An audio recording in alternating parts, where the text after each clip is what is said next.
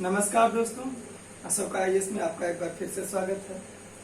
आशा है लॉकडाउन का आप लोगों ने अच्छे तरीके से उपयोग किया होगा। ये लॉकडाउन तो धीरे धीरे बढ़ता ही जा रहा है और इसका सबसे ज्यादा प्रभाव हमारे जीडीपी के साथ साथ में हमारी शिक्षा व्यवस्था पर भी पड़ा है। तो हमने इस बीच में लगभग 1-1.5 महीने हो गए मैं एक भी वीडियो नहीं डाला, क्योंकि हमें आशा था कि जैसे हमारे प्रधानमंत्री जी कह रहे हैं कि भाई और बहनों जल्द ही आपको इससे कुछ निजात मिलेगा, हम भी उसी पैराशा पे बैठे हुए थे। हालांकि आए दिन जिस तरह से कोविड-19 के मरीजों की संख्या लगातार बढ़ती जा रही है, उसके हिसाब से तो लगता तो नहीं है कि फिलहाल अभी स्थिति सामान्य हुई है, लेकिन हम आशा यही करेंगे कि जल्द से जल्द ये ठीक हो और हमारी परीक्षाएं फिर से संचालित हो, कक्षाएं भी उसी के अनुरूप चलती रहें। तो आप लगातार इस चीज को कांटेक्ट में रहा करें इंटरनेट से, ताकि नई चीजें जो अपडेशन चल रही हैं उससे आप अपडेट रहें और क्या चीजें होती हैं। आज हम जिस विषय पर चर्चा करेंगे उस विषय के सबसे महत्वपूर्ण चीजों में से एक आपने सुना होगा कि करंट अफेयर्स यानी समसामयिकी। कहाँ से सवाल आता है?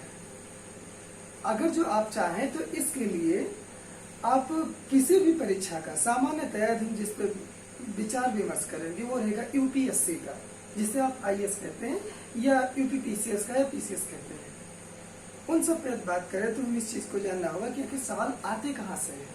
कोई जीएस का ही हो या करंट अफेयर्स का ही हो तो सवाल कैसे आता है और कहाँ से आता है, इस पर थोड़ा सा दृष्टिपात करना आवश्यक होता है। तो आज हम जिस विषय को लेके आए हैं तो इस चीज को हम आपको बता दें, करंट अफेयर कैसे पूछा जाता है और कहां से उस करंट अफेयर से संबंधित जीएस पूछे जाते हैं। इन्हीं दोनों को लेकर आज हम चर्चा करेंगे और ये चर्चा हमारा अधिकतम 30 मिनट का होने के चांस है। वैसे तो ये निर्भर करता है वस्तु पर कि कहाँ तक जाएगा। तो इस चीज को आपको पता होना चाहिए कि कोई भी परीक्षक जो पेपर को सेट करता है वो कहीं ना कहीं किसी न किसी डिग्री कॉलेज या यूनिवर्सिटी का प्रोफेसर होता है। तो ये सीधी सी बात है कि अब उसको किताब पलटने की आवश्यकता नहीं है, उसके दिमाग में बहुत सारी चीजें हो गई हैं। तो वो सवाल बनाता कैसे है, इस चीज को जरा ध्यान में रखते हैं कि आखिर करंट अफेयर और जीएस का आपसी संबंध क्या है, कहाँ से सवाल आता है।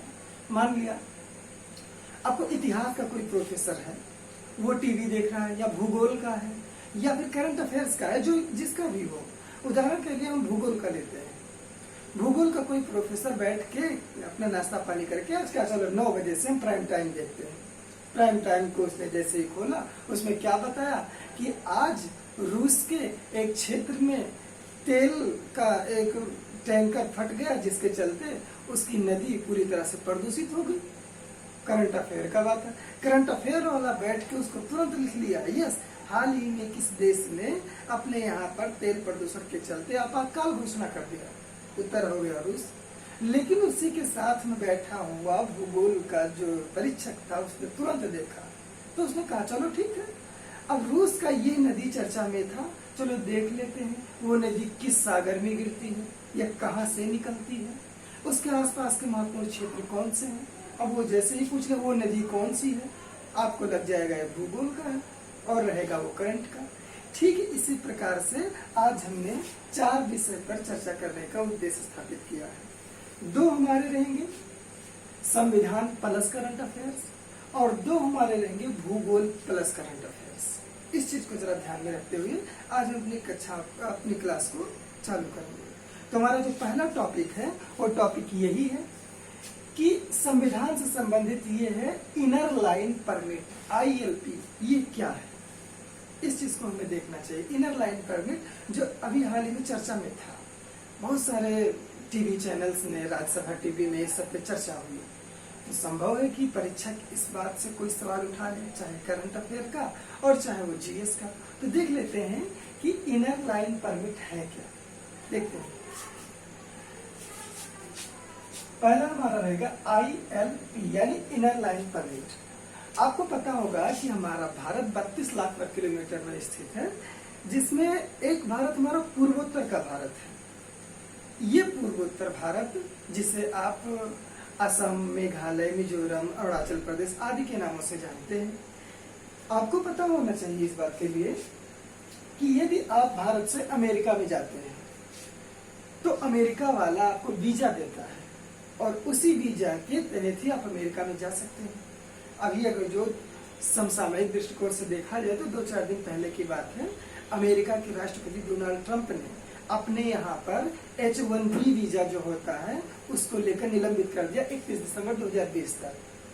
तो ये H1B वीजा एक ऐसा वीजा है जिसके माध्यम से आप अमेरिका में जाके कोई रोजगार प्राप्त कर सकते हैं। अब लॉकडाउन के चलते अमेरिकियों की तो नौकरी छीनती जा रही है। अभी इसी विषय पे भारत और चीन के लोग लगातार अमेरिका में जाते रहेंगे तो अमेरिकियों को अपने फार्म पर या अपने फैक्ट्री में या अपनी किसी भी संस्था में कौन रखेगा, क्योंकि वो पैसा ज्यादा लेते हैं और इंडियन सस्ते पैसे में उपलब्ध है, इसलिए इंडियन ज्यादा वहां पर जाते हैं और अमेरिकियों के रोजगार छिन जाते हैं। इस बात को लेकर डोनाल्ड ट्रंप को यह दबाव महसूस हुआ कि यदि हम अमेरिकियों के पक्ष में कोई फैसला लेते हैं तो संभव है नवंबर-दिसंबर में जो अमेरिका राष्ट्रपति का चुनाव होने वाला है उसमें कुछ लाभदायक हो जाए। इसको लेकर उन्होंने H1B वीजा को नेग्लेक्ट कर दिया 31 दिसंबर तक। तो मतलब कि भारत से किसी दूसरे देश में जाना हो तो वीजा की आवश्यकता पड़ती है। क्या आपने कभी सोचा है कि भारत में भी किसी क्षेत्र में जाने पर वीजा की आवश्यकता होती है? नहीं सोचा तो आज जान लेंगे। इनर लाइन परमिट ये वही वीजा है जिसको प्राप्त किए बिना आप पूर्वोत्तर भारत के कुछ राज्यों में पर्यटन, नौकरी या कुछ कर ही नहीं सकते। अभी मान लीजिए आपको अरुणाचल प्रदेश के ईटानगर में जाना हो या तवांग में जाना हो या फिर मान लेते हैं मिजोरम में जाना हो, आपको लोकतक झील देखने जाना हो तो आप ऐसे नहीं जा सकते हैं। इसके लिए आपको भारत सरकार से एक परमिशन लेना होगा कि सर या श्रीमान हम अरुणाचल प्रदेश में या मिजोरम में जा रहे हैं पर्यटन करने के लिए। कितने दिन के लिए आप जा रहे हैं, इसके लिए भारत सरकार आपको एक वीजा देगा और उस वीजा का नाम हम लोग क्या कहते हैं, इनर लाइन परमिट। वो उसको दे देगा, तब हम उस राज्य में जाएंगे। वर्तमान में 4 राज्यों में लागू है।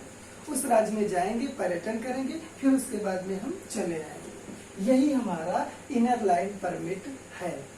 ये क्यों है और कैसे बना, तो जान लेते हैं। ये 1873 के अधिनियम के आसपास से आया हुआ था, अंग्रेजों ने बनाया था। और क्यों इसको बनाया गया और आज हमारे ही भारत में, जबकि हमें पूरे भारत में निवास करने की स्वतंत्रता है, को बाधित किया जा रहा है। हमारे मूल अधिकार है भारत में कहीं भी बसने का अधिकार, लेकिन अरुणाचल प्रदेश में बस सकते हैं? नहीं बस सकते हैं। क्यों? इसके लिए संविधान में कुछ महत्वपूर्ण चीजें दी गई है। आपको पता होगा कि हमारा संविधान जब बना तो उसमें कुछ अनुसूचियां थी। पहली अनुसूची, दूसरी अनुसूची, ऐसे ऐसे टोटल 8 अनुसूचियां थी। इन्हीं 8 अनुसूचियों में से 2 अनुसूची हैं जिनको आपको पढ़ना चाहिए। एक तो पहला अनुसूची है जिसका नाम आप लोगों ने रखा है 5वीं अनुसूची, और दूसरा जिसका नाम आपने रखा है उसका नाम है 6ठी अनुसूची। 8 अनुसूचियां मूल थी, वर्तमान में 12 अनुसूचियां हैं।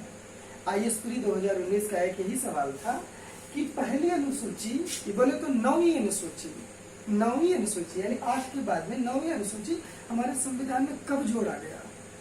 तो याद रखिएगा, वर्ष 1951 में जवाहरलाल नेहरू PM के द्वारा भूमि सुधार को लेकर 9वीं अनुसूची जोड़ी गई।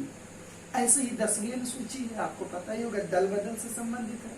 कोई सांसद या विधायक इधर से उधर ना जाए। जैसे आपने देखा हमारे सिंधिया साहब 22 विधायकों को लेकर मध्य प्रदेश में दूसरे पार्टी के पास चले गए और कांग्रेस की सरकार गिर गई, भाजपा की सरकार स्थिति में आ गई। ऐसे दल बदल के लिए हमने 1985 में एक संशोधन किया था और उसके माध्यम से हम लोगों ने क्या काम किया, 10वीं अनुसूची से टोटल 12 अनुसूची हमारे संविधान में वर्तमान में है। तो सर 5वीं अनुसूची क्या और 6वीं अनुसूची क्या, ये चर्चा में थे। क्यों चर्चा में थे, जरा इनके बारे में जान लेते हैं। तो आपको बताएं कि हमारे संविधान में जो 5वीं अनुसूची है और 6वीं अनुसूची है, ये दोनों हमारे भारत में जो SC और ST से संबंधित है, इनके संरक्षण से मिला हुआ है, इनसे संरक्षण है। 5वीं अनुसूची में यह बताया गया है कि भारत के किसी भी क्षेत्र पर, पूरे भारत के क्षेत्र पर, याद रखिएगा, जो राष्ट्रपति होता है, यह राष्ट्रपति संपूर्ण भारत पर, केवल पूर्वोत्तर को छोड़कर एससी से संबंधित कोई भी नियम या क्षेत्र को घोषित कर सकता है। बोले तो हमारे भारत में सबसे ज्यादा एसटी जातियां मध्य प्रदेश में रहती है।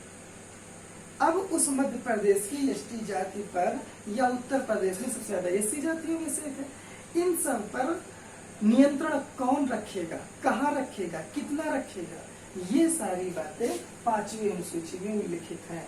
याद रखिएगा, पूर्वोत्तर भारत को छोड़कर ये 5वीं अनुसूची संपूर्ण भारत पर लागू होती है एससी क्षेत्रों के लिए। जबकि 6वीं अनुसूची में हमारे पूर्वोत्तर के ऐसे 4 राज्य हैं, 5 राज्य हैं, 4 राज्य हैं जिनको मिलाकर बनाया गया है। वो कौन कौन से राज्य हैं, क्या आपको पता है? असम पता है? 6वीं अनुसूची जिन पर लागू होती है उनका नाम है असम। और दूसरा, हाँ एक चीज याद रखिएगा, आपको मैप अवश्य देखते रहना चाहिए। क्या असम का अपने आसपास के सभी पड़ोसी राज्यों से सीमा बनाता है? यस, बनाता है। तो किस किस राज्य में मिलता है? ध्यान दें, असम पर नहीं मिलता है, अरुणाचल प्रदेश पर मिलता है। अरुणाचल प्रदेश। दूसरा कौन सा है, किस राज्य पर है जो 6वीं अनुसूची लागू होता है? Nagaland, Manipur. Nagaland, no no no no no, थोड़ा सा गड़बड़ हो रहा है। हम आपको क्लियर कर दें कि 6वीं अनुसूची जो लागू है वो 4 राज्यों पर लागू है, और वही 4 राज्यों के बारे में राज्यपाल वहां का पूरा निर्देश जारी करता है। कौन कौन से हैं एक बार फिर से देख लेते हैं, थोड़ा गलत हो गया था। 5वीं अनुसूची जो इनर लाइन परमिट है वो 4 राज्यों पर लागू है। वो कौन कौन से, जरा इनके देख लेते हैं। एक हो गया आपका अरुणाचल प्रदेश, एक हो गया आपका मणिपुर, एक हो गया आपका मिजोरम, नहीं मिजोरम नहीं है, अरुणाचल प्रदेश, मणिपुर, नागालैंड और त्रिपुरा। कौन कौन से हैं? अरुणाचल प्रदेश, नागालैंड, मणिपुर और मिजोरम है। ये चारों राज्य ऐसे हैं जहां पर जाने के लिए आपको ILP की जरूरत पड़ सकती है, इनर लाइन परमिट। तो ध्यान दीजिएगा, 5वीं अनुसूची भारत के सभी राज्यों से संबंधित है, 6वीं अनुसूची भारत के सिर्फ 4 राज्यों से संबंधित है। और याद रखिएगा, ये जो हमारी अनुसूचियां होती हैं इसको अनुच्छेद 341 और अनुच्छेद 342 को जानना आपको आवश्यक पड़ता है, जो कि जीएस के पॉइंट ऑफ से इम्पोर्टेंट होगा।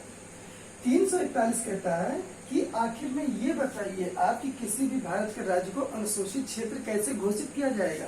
तो इस चीज को याद रखिएगा कि हमारे देश का जो राष्ट्रपति होता है वो भारत के किसी भी राज्य क्षेत्र को एससी क्षेत्र घोषित कर सकता है, किंतु जिस राज्य में एससी क्षेत्र घोषित करना होगा उस राज्य के राज्यपाल से परामर्श करना अति आवश्यक है।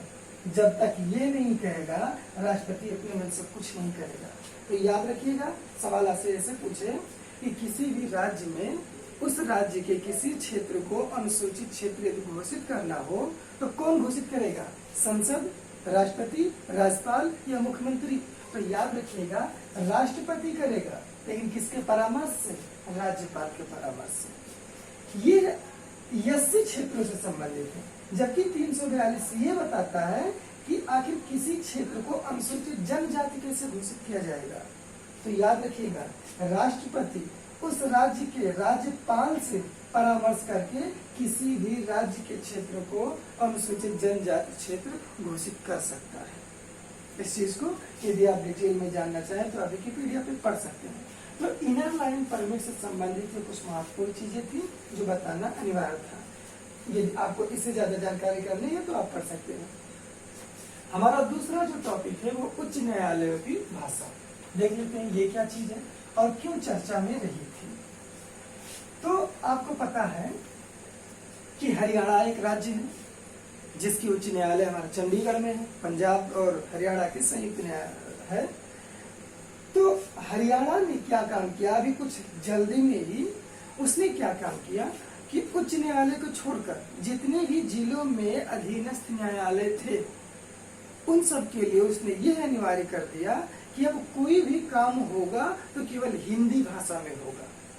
अब ये चर्चा में था तो जरा देख लेते हैं कि न्यायालय की भाषा के रूप में क्या है और किसी राज्य को कितना अधिकार है कि अपनी न्यायालय की भाषा को वो चेंज कर सके। तो याद रखिएगा कि हरियाणा ने हाल ही में एक ऐसा कानून पारित किया है जिसके माध्यम से उसने अपने राज्य के अधीनस्थ न्यायालयों पर हिंदी भाषा को महत्व दिया है। इस बात को लेकर हरियाणा के जो अधीनस्थ न्यायालय के वकील थे वो दो भागों में बट गए। एक वकील का कहना था ग्रुप का कि ये विभेद करता है, समानता के अधिकार का उल्लंघन करता है, आजीविका अपने अनुसार व्यापार करने का उल्लंघन करता है। कैसे? उन्होंने कहा कि अब आज के बाद में वकील दो गुटों में बढ़ जाएंगे, एक जो प्योर हिंदी जानते हैं और दूसरा जो प्योर हिंदी नहीं जानते हैं। इस प्रकार से ये मामला कोर्ट में जा पहुंचा। देखते हैं क्या चीजें कैसे होती हैं। तो आपको पता होगा ये उच्च न्यायालयों की भाषा या उच्च का है या सर्वोच्च का है। तो जानकारी के लिए हम आपको बता दें कि सर्वोच्च न्यायालय या फिर हाई कोर्ट, इन दोनों की भाषा से संबंधित जो प्रावधान दिए गए हैं वो अनुच्छेद 348 में है। अनुच्छेद 348 दो क्लास में बटा हुआ है, 348(1) और 348(2).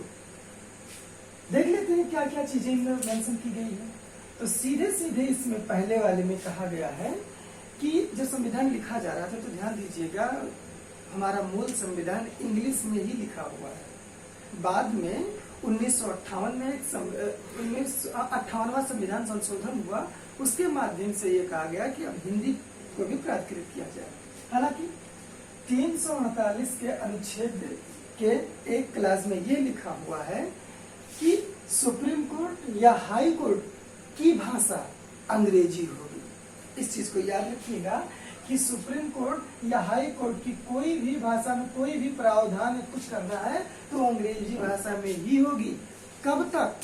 तब तक जब तक संसद कोई नया अधिनियम पारित करके इसको चेंज ना कर ले। ये तो हो गए हमारे सर्वोच्च न्यायालय और उच्च न्यायालय की भाषा। दूसरा सबसे महत्वपूर्ण बात ये है कि आखिर में जो दूसरा क्लास था क्या ये ऐसे ही रहेगा? तो ऐसा कदापि नहीं था। ये प्रावधान केवल हमारे संविधान के लागू होने के 15 साल तक थे।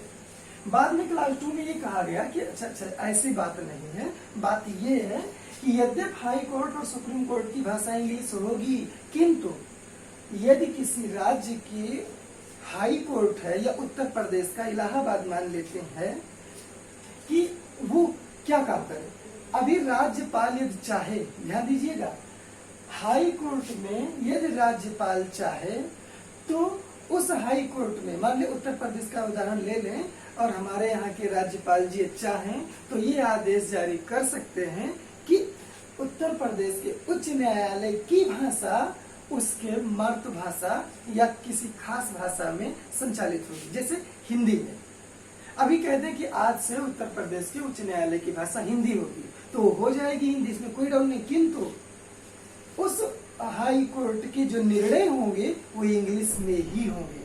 इस चीज को जरा ध्यान रखिएगा।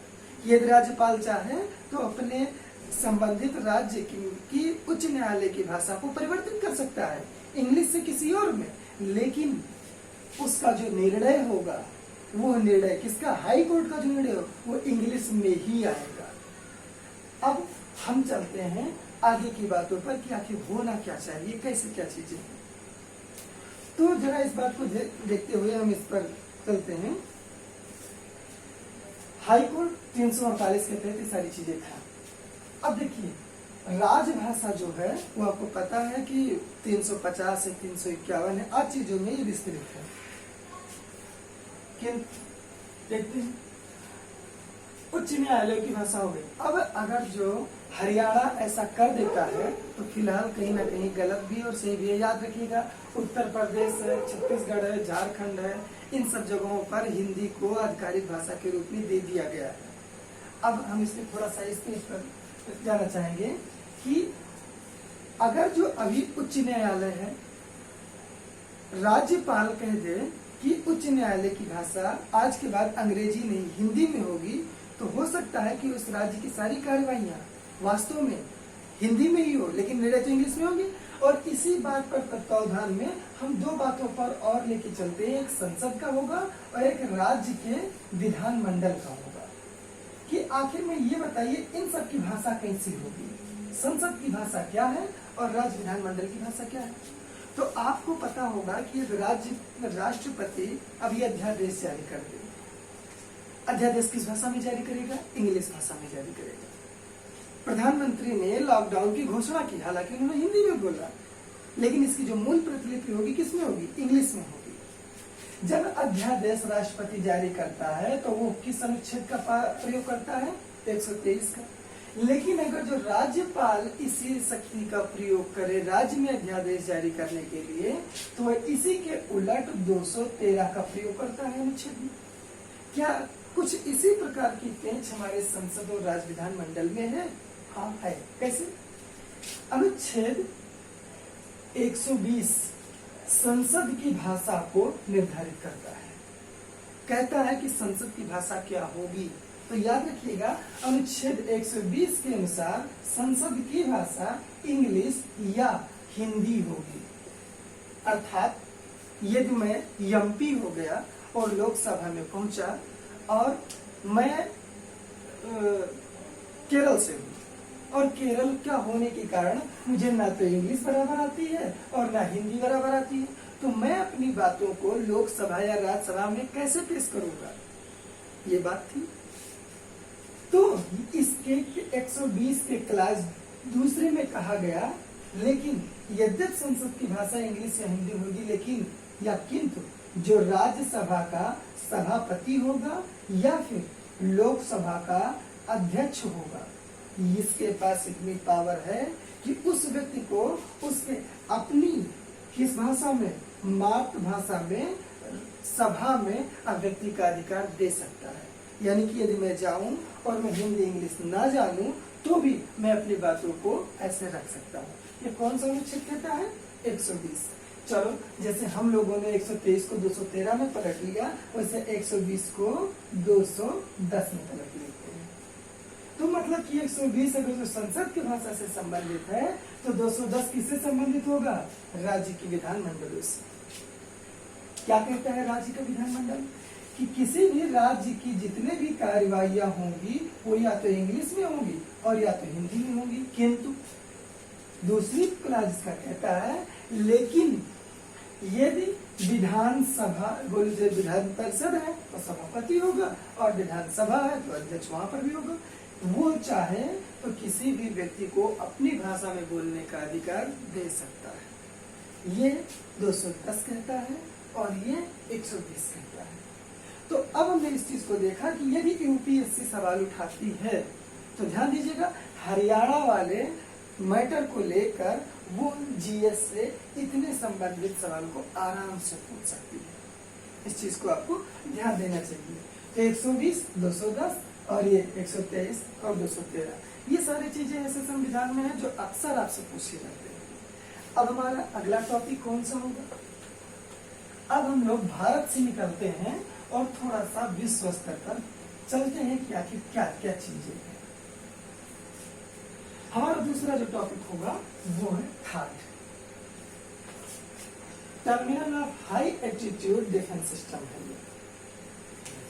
थर्ड एक ऐसी प्रणाली है जो किल टू हिम के सिद्धांत पर काम करती है। होता क्या है कि अमेरिका के एक कंपनी है जो दुनिया की सबसे अधिक हथियारों का उत्पादन करती है, लॉकहीड मार्टिन, उसी ने थर्ड प्रणाली को विकसित किया है। क्या होता है कि ये एक ऐसी मिसाइल सिस्टम है जिसमें एक साथ कई सारे ऐसे मिसाइलें लगी होती हैं और एक क्रम में लगी होती है। इसका कनेक्शन अंतरिक्ष में स्थित सैटेलाइट से होता है। और ये रहा हमारा, मान लिया कि ये रहा हमारा इंडिया। यदि हमने थर्ड मिसाइल को इंडिया में लागू करके रखा है, ध्यान दें, इधर इंडिया नहीं बनाएंगे, ये रहेगा हमारा चाइना। मान लेते हैं कि ये हमारा चाइना है और ये हमारा इंडिया है। यदि थर्ड सिस्टम हमने इंडिया में लगा दिया है और चाइना की कोई मिसाइल हमारे इंडिया की ओर चलती है, जिस मिसाइल पे एटम बम लगा हुआ है या किसी खास प्रकार की मिसाइल लगी हुई है जो किसी मिसाइल पर लगाया जाता है उस बम को, और ये थाड़ प्रणाली 200 किलोमीटर की चौड़ाई तक और 150 किलोमीटर की ऊंचाई तक की रेंज में काम करती है।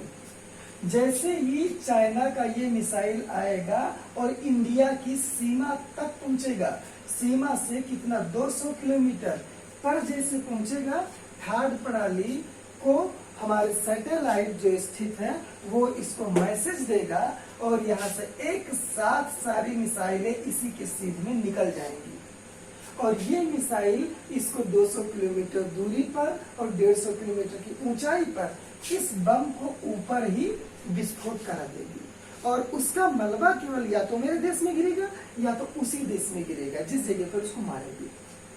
तो याद रखिएगा, जो ये थाड़ है ये जूडो नहीं है, ये कराटे है। जूडो में अपनी सुरक्षा किया जाता है लेकिन कराटे में आक्रमण किया जाता है। तो ये उस मिसाइल से रक्षा नहीं करती है, उस मिसाइल से रक्षा करने के साथ आने वाले दुश्मन मिसाइल को खत्म भी कर देती है। यही सिस्टम को लेकर अभी हाल ही में अमेरिका तथा चीन के मध्य में बवाल मचा हुआ था। आपको पता होना चाहिए कि अमेरिका दुनिया का बहुत बड़ा पावरफुल देश है, सेना के मामले में भी और पैसे के मामले में भी। तो ऐसी थाड़ प्रणाली को अमेरिका ने पूरे विश्व में 5 जगहों पर लागू करके रखा है। यूरोप में यदि आप जाएंगे तो रोमानिया में लागू कर रखा है और रोमानिया में लागू करने का तात्पर्य रूस को संतुलित करना है। दूसरे जगह पर आप जाएंगे तो यूएई में लागू कर रखा है। यूएई में लागू करने का सीधा तात्पर्य है तेल से संबंधित जितने भी खनिज संसाधन है अमेरिका के अंडर में होना चाहिए। तीसरा यदि आप जाएंगे तो दक्षिण कोरिया में स्थापित है। यदि आप दक्षिण कोरिया को ध्यान से देखेंगे तो एक तो रूस को संतुलित करना और एक चीन को संतुलित करना। चौथे में यदि आप जाएंगे तो गुआम एक जगह है। गुआम प्रशांत महासागर में स्थित एक द्वीप है जहां पर अमेरिका के 5000 से ज्यादा सैनिक हैं और थाड़ प्रणाली लगाए हुए हैं। इस और यदि आप हिंद महासागर में आएंगे तो एक है डियागो गार्सिया, इससे बहुत पूछता है। डियागो गार्सिया नामक द्वीप पर भी अमेरिका ने अपने बहुत सारे परमाणु संपन्न लगा के रखा है। तो ये पूरे विश्व में लगाने के बाद में चाइना को खटक गया कि ये दक्षिण कोरिया में लगा दिए मतलब कि चाइना में लगा है और जिस दिन अमेरिका ने एक बटन दबाया चाइना छलनी छलनी हो जाएगा। यही चीन नहीं चाहता है, इसीलिए ये चर्चा में था। संभव है, ध्यान दीजिएगा, ये मेरा मानना है, संभव है कि भारत को चीन के साथ उलझाकर अमेरिका अपना उल्लू सीधा कर रहा हो कि चाइना के साथ इंडिया का यदि युद्ध होता है तो सर्वविदित है कि इंडिया चाइना को आसानी से हरा नहीं पाएगा। तो इंडिया एक बार फिर से अमेरिका से मदद मांगेगा। तो अमेरिका क्या चाहेगा, ठीक है हम आपको मदद दे रहे हैं किंतु हमारी थाड़ प्रणाली आप अपने पे लगा लीजिए। अब इंडिया भी चाहने लगेगा कि यदि थाड़ प्रणाली इंडिया में लग जाती है तो चाइना का कोई भी मिसाइल हिंदुस्तान पे अटैक नहीं कर पाएगा। शायद ऐसा डोनाल्ड ट्रंप सोच रहे हो, हालांकि भारत सरकार ने अभी ऐसा कोई प्रपोजल नहीं रखा है। तो ये थाड़ जो प्रणाली है ये एक मिसाइल सिस्टम है जो 200 और 150 के रेंज में काम करती है और किल टू हिम पूरी तरह से नष्ट करने पर आधारित होती है। यूपीएससी याद रखिएगा, यूपीएससी 2018-19 में थाड़ प्रणाली पर बाकायदा सवाल पूछ चुका है। अगला भी पूछे जाने के पूरे चांस है क्योंकि जितने सैनिक अमेरिका के पूरे विश्व में फैले हैं उससे कहीं कम सैनिक अमेरिका में हैं। और याद रखना, अमेरिका कभी अपने धरती पर युद्ध नहीं लड़ता है, इस चीज को याद रखिएगा। अब थाड़ प्रणाली से संबंधित भारत चीन का क्या कैसे संबंध रहा है इस पर हम बाद में चर्चा अगले वीडियो में करेंगे। अगर पंचशील समझौता क्या है और मोदी जी ने जैसे ही सर्वदलीय व्यवस्था किया तो क्या हुआ। हमारा अगला टॉपिक है परमाणु अप्रसार संघ यानी एनपीटी। क्यों चर्चा में है, क्योंकि वर्ष 2020 में इसके 50 साल पूरी हुई। ये 1970 में लागू हुआ था। एक तरफ यूएस था, अमेरिका था पूंजीवादी और एक तरफ साम्यवादी रूस था। तो 1970 में ये हमारा एनपीटी आया, परमाणु अप्रसार संघ। नाम प्रोलिफिकेशन ऑफ ट्रीटी, ऐसे कुछ प्रोहिबिशन ऑफ ट्रीटी है। तो हुआ क्या कि 1970 तक आते आते यूएसएसआर और अमेरिका ने बहुत सारे परमाणु बम बना लिए थे। आज भी दुनिया में 90% से ज्यादा परमाणु बम रूस और अमेरिका के पास में है।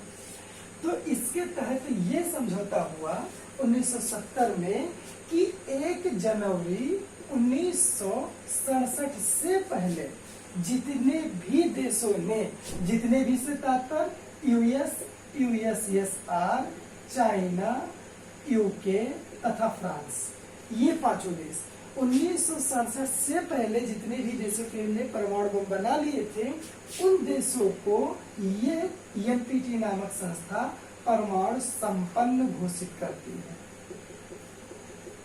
और 1967 के बाद जितने भी देशों ने परमाणु बम बनाए हैं, वो चाहे इंडिया हो, चाहे पाकिस्तान हो, चाहे इजराइल हो, चाहे उत्तर कोरिया हो, उन सबको ये गैर परमाणु संपन्न देश में लाती है। इसमें पांचों के साथ साथ में 191 देश हैं जिन्होंने एनपीटी पर साइन किया है। भारत से भी कहा गया कि आप एनपीटी पर साइन करें, किंतु भारत ने कहा हम एनपीटी पर साइन नहीं कर सकते हैं। ध्यान दीजिएगा, इसका उद्देश्य सिर्फ ये है कि परमाणु बम को न बनाया जाए। जितने भी न्यूक्लियर ऑफेंस होते हैं, बोले तो जितने भी हथियार होते हैं, उन सबको रिड्यूस करना ही इसका उद्देश्य है, और ये काफी हद तक सफल रहा है, ये भी सत्य है। तो जब भारत से कहा गया कि आप इसको क्यों नहीं मानते हैं, तो याद रखिएगा गैर परमाणु संपन्न में इंडिया है, पाक है, इजराइल है और नॉर्थ कोरिया है। बाकी में परमाणु संपन्न में ये 5 देश हैं। भारत ने कहा कि ये संस्था परमाणु संपन्न विश्व और गैर परमाणु संपन्न विश्व में विभेद करती है, जो कि गलत है। ऐसा ना हो इसके लिए भारत ने इस पे साइन नहीं किया। अब भारत ने नहीं किया तो पाकिस्तान भी नहीं करेगा, और पाकिस्तान नहीं किया तो इजराइल कोरिया क्यों करे। इसलिए ये चर्चा में था। इसके बारे में जो भी महत्वपूर्ण चीजें थी मैं आपको बताया। इसको ध्यान से पढ़िएगा, सोचिएगा। अगली क्लास में फिर मिलेंगे। अशोक IAS की तरफ से।